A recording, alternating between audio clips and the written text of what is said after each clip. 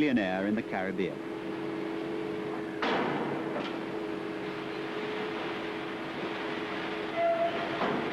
This boat will spend upwards of 2 hours under heat and pressure. The wood veneers become impregnated with the resin, a process, say Fairey's, which gives the structure great strength and makes it remarkably resistant to rot.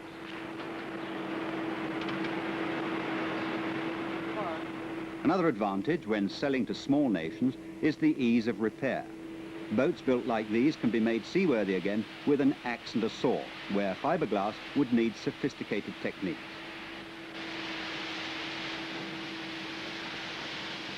What about the future? If every Middle East country bought a couple of boats, would that really be enough to keep ferries going? Oh yes, so there are two sides of this. One is that if the present nation wanted to buy patrol boats from us, that's as they exist at the moment, there probably wouldn't be that huge market. But we must remember that a lot of nations are developing and they have all these problems that go with it, that need policing, and it's basically a sort of paramilitary task we're looking at. That's the first one. Now, they need boats to look after that. They need training, they need support, and that's the sort of thing we want to give from our outfit here at Hamburg. The second thing is the nations who already have navies or small paramilitary outfits. We find that a lot of those bought their boats towards the end of the war in the 50s and so on. Many of them are wooden boats, and they're just worn out now.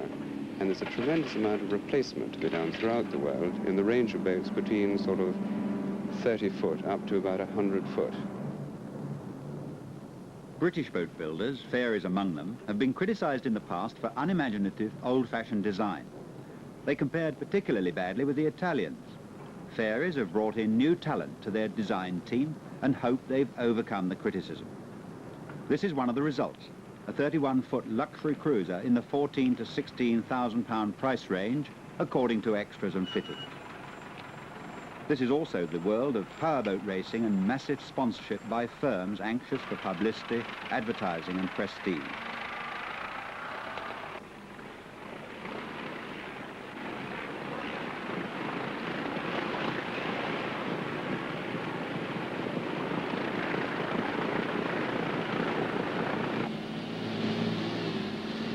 In this summer's London Monte Carlo race, this boat won honours as the best all-rounder. I asked its owner, David Palangat, what British firms could learn from their overseas competitors. I don't really think that they could learn a great deal, certainly not about the building of a boat. What they can teach us, I think, is how to sell them. They are, of course, selling a finished product by the time they arrive in this country. Of course, when a boat's built in this country, an owner or prospective owner normally spends most of his time, or he should do at least, watching his boat being built.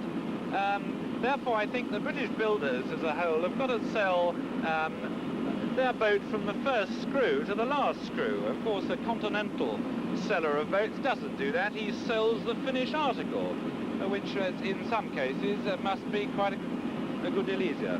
What is the chief challenge presented by foreign sellers to the British market?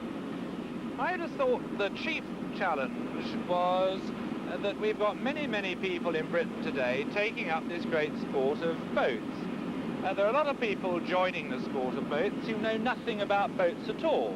They have either got some money of their own, or they've taken great pains to convince their bank manager that he should make them a loan. And they expect, of course, a service, and a very good after-sales service, having put their money down on a boat. It's this aspect which I feel perhaps the British boat industry should watch. I think this is one area where it's not all that good. There's a lot of publicity gimmicks surrounding small boating these days, particularly power boating. I'm thinking of these big powerboat races, indeed, one of which you've figured prominently in. Do you really think that these are necessary for the industry? Well, I frankly think that powerboat racing is very like motor racing, and many people say that motor racing isn't good.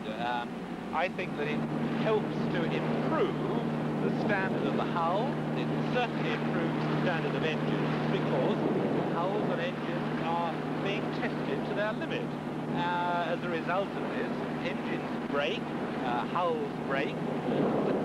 Better engines and better hulls result from this. Mr. Palangat, thank you very much. Let's put the throttles forward and have a bit of a blow in your fast powerboat. Right.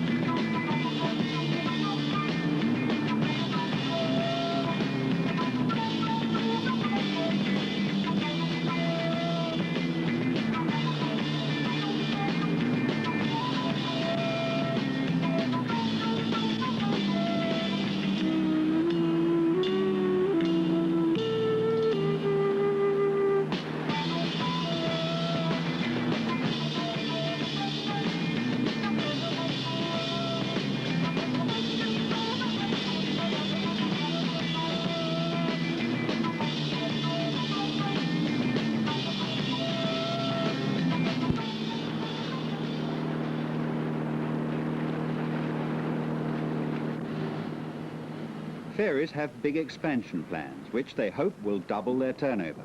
Last month, they also announced the takeover of a well-known Cowes boat-building firm. This puts us into the complete range of Coast Guard vessels. And I say Coast Guard because I think we don't want to find ourselves getting into the electronic missilery. Now, we want to stay with the less sophisticated forces. I think of them as the Coast Guard forces, who will always be able to look after a simple boat, but if they're faced with too much sophistication, they just won't be able to run their boats.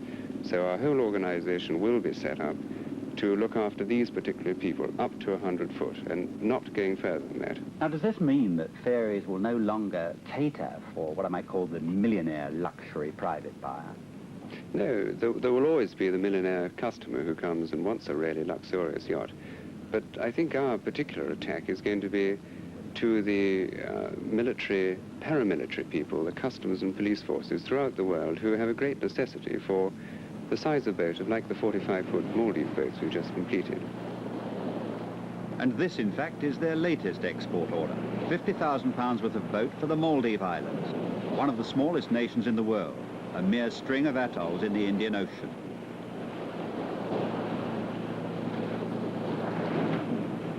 Bigger boats than this are in the offing. Fairey's have just started work on one for a Middle Eastern prince that's costing £110,000. Fairey's believe their experience and know-how is one of their most valuable export assets. These people, a lot of them don't realize or don't know how to cope with the problems they have with, say, customs, illegal immigration, contraband smuggling, this type of service.